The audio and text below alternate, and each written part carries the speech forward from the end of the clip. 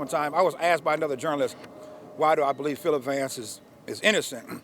And I said, the real question is, how could a jury believe he's guilty? And I would understand why a jury would at the time of the trial, right? Everybody else didn't know that the Minnesota Gang Strike Force was crooked as anybody else.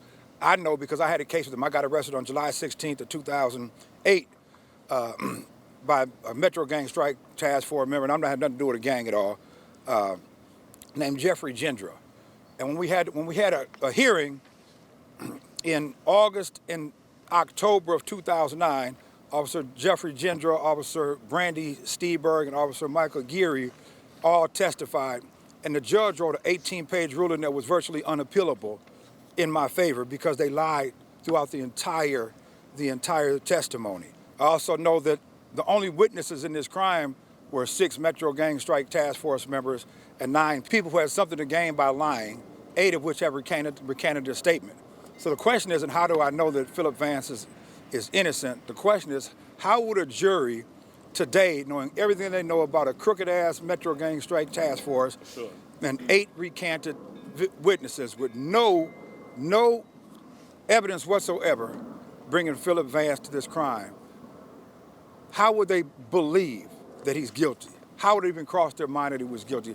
What would be the coincidence of him walking into a bar telling the sister of one of them crooked gang task force members that he did something awful? And when those gang task force, the brother being the first judge on the case that recanted the story, we're not in some small town in the middle of nowhere.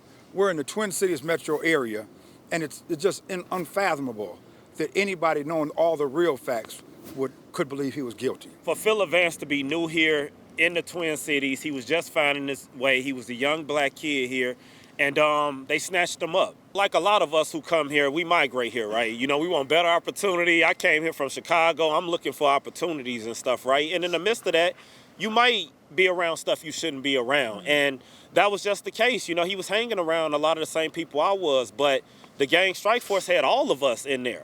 You know, I was in they paperwork to 2008, and it definitely didn't match who I was and what I was doing. So they did that to a lot of black kids, not only out here.